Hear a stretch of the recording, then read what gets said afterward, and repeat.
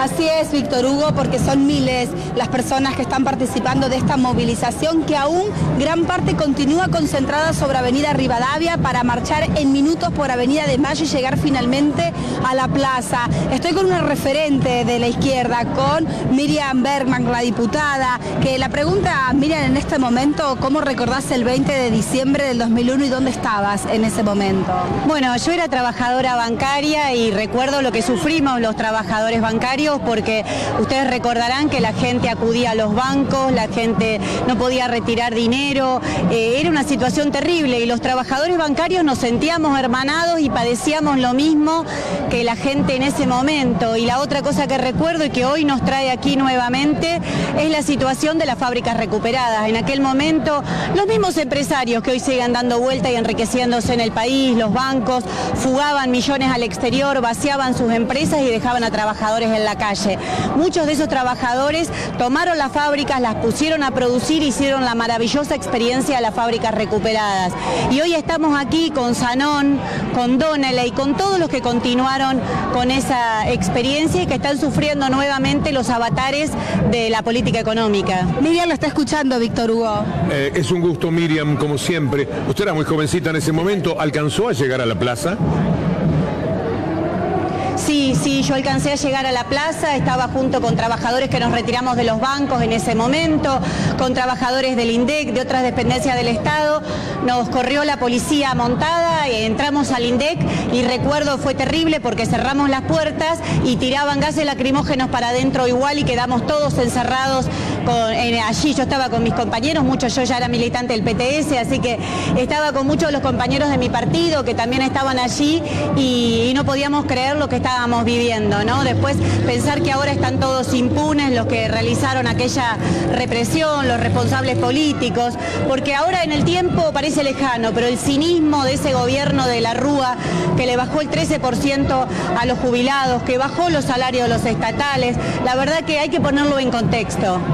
¿Cuáles eran los componentes humanos, las clases sociales que participaron? ¿A quiénes habían crispado especialmente entonces? Bueno, mira, también la historia, Víctor Hugo, hay que contarla nuevamente, porque he escuchado mucho los medios de comunicación estos días, se tiende a ocultar la verdadera rebelión popular que hubo. Puede haber algún sector que haya conspirado o no conspirado, pero lo que hubo es una verdadera rebelión popular que gritaba que se vayan todos contra estos políticos hambreadores que, como te decía, habían bajado las jubilaciones, habían bajado los salarios de los estatales, habían sobreendeudado el país en una espiral increíble y habían producido la crisis que había llevado a miles de familias a quedarse sin el sustento diario. Yo no me acuerdo, en aquellos días acompañé a las trabajadoras de Bruckmann, no sé si las recordás, Víctor Hugo, costureras, una textil aquí en el barrio de Once, y ellas no podían volver a su casa porque ya no tenían una moneda para el colectivo. Y salieron a la calle con sus guardapolvos de costurera a decir que ellas querían manejar la fábrica y levantaron una voz hermosa que decía: si manejamos una fábrica podemos manejar el país.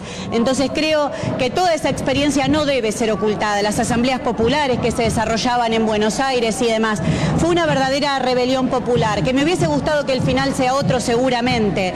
Los muertos, el que se vayan todos tuvo sus enormes limitaciones, muchos se quedaron y los vemos dando vuelta en la política argentina, otros se reciclaron, pero creo que hay que hacer un análisis profundo de lo que fue aquello y, como te decía, las fábricas recuperadas, esos trabajadores que no aceptaron que la única salida a los despidos es cobrar una indemnización o resignarse a irse a su casa, sino que las ocuparon y las pusieron a producir. Vuelven a ser un ejemplo a que el gobierno, los políticos, los grandes empresarios temen, porque cuando hay crisis económica ellos son un ejemplo de que no solo queda la resignación, sino que se pueden poner a producir esas empresas en manos de los trabajadores. Hay una historia maravillosa allí. Saludo a la gente de la gráfica Patricios, por ejemplo, que tomó una empresa quebrada de la nada y la ha sacado a flote de una manera excepcional. Sí. Ahora están muy agredidos por las circunstancias, por las tarifas, por la apertura de las importaciones, etcétera. Están pasando un mal momento, pero aprendieron como muchísimas cooperativas.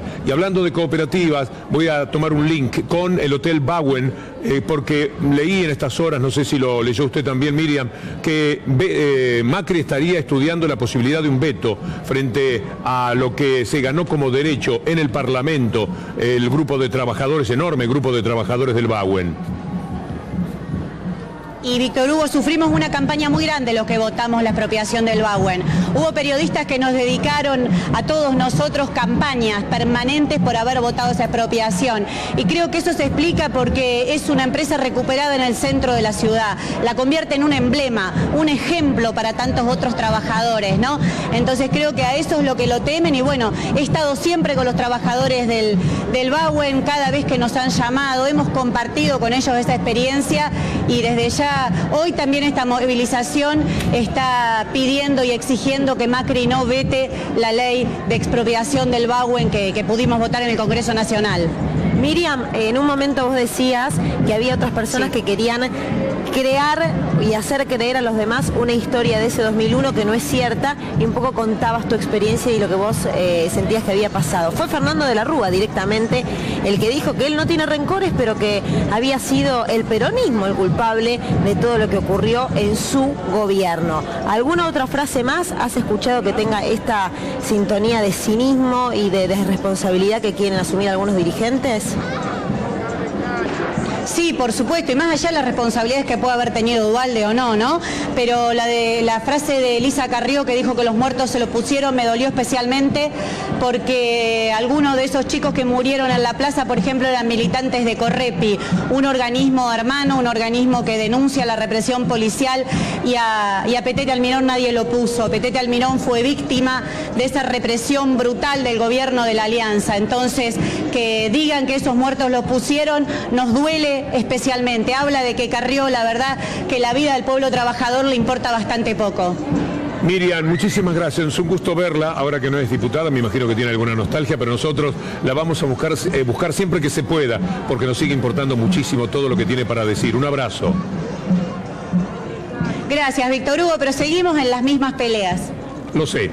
Janina, algo más desde allí, por supuesto que vamos a volver en algunos minutos, pero me gustaría, si mientras transcurría la nota, había algo que tuvieses deseos de decirnos.